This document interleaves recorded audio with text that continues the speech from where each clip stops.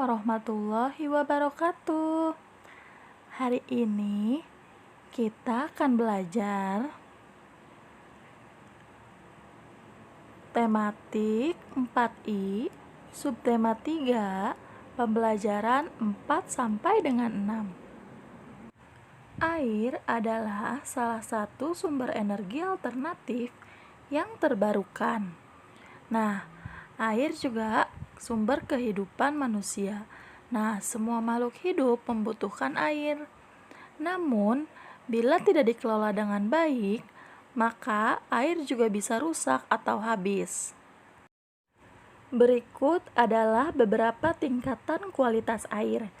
Yang pertama, air jenis kelas 1. Nah, ciri air jenis ini bersih dan tidak berbau, sehingga dapat digunakan sebagai air minum setelah dilakukan suatu proses pemurnian sederhana.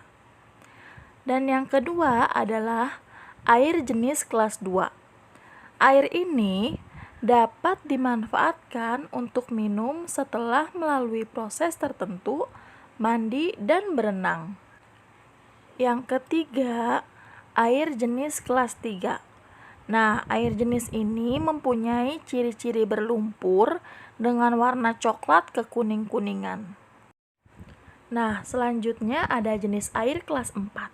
Pada jenis air keempat, termasuk air yang tercemar serius. Bahkan, jika kalian berenang di air tersebut, kalian dapat terserang penyakit kulit. Dan yang terakhir adalah air jenis kelas 5. Nah, air ini sangat tercemar sehingga tidak ada organisme yang dapat hidup.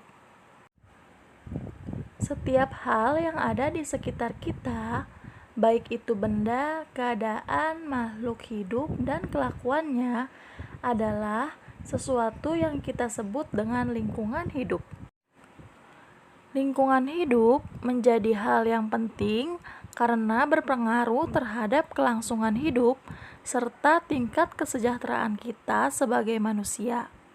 Sebaik-baiknya lingkungan hidup adalah yang dilestarikan fungsi dan pemanfaatannya dan dipelihara serta diawasi dengan baik guna menghindari terjadinya pencemaran dan kerusakan. Sebagian besar kerusakan lingkungan terjadi akibat ulah manusia. Nah, manusia terus memanfaatkan sumber daya alam secara berlebih tanpa memperhatikan dan lingkungan sehingga terjadi kerusakan lingkungan.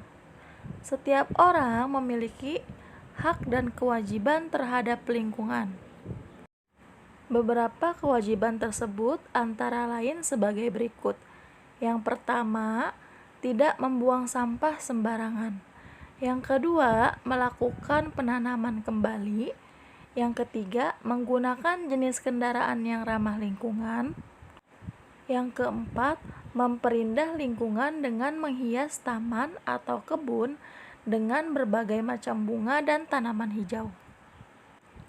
Setelah memenuhi segala kewajiban guna melestarikan lingkungan hidup, orang-orang juga dapat memperoleh haknya yang berupa beberapa hal berikut ini. Yang pertama, menikmati segarnya lingkungan hidup. Yang kedua, mendapatkan pasokan air yang bersih dan sehat. Yang ketiga, tumbuhan dan hewan juga akan hidup sehat di lingkungan yang bersih. Dan yang keempat, mendapatkan kelancaran dalam membangun sarana dan prasarana yang dapat mendukung kelancaran kegiatan hidup manusia. Dan yang terakhir adalah terbebas dari berbagai polusi dan pencemaran lingkungan. Cukup sekian pembelajaran hari ini. Wassalamualaikum warahmatullahi wabarakatuh. Terima kasih.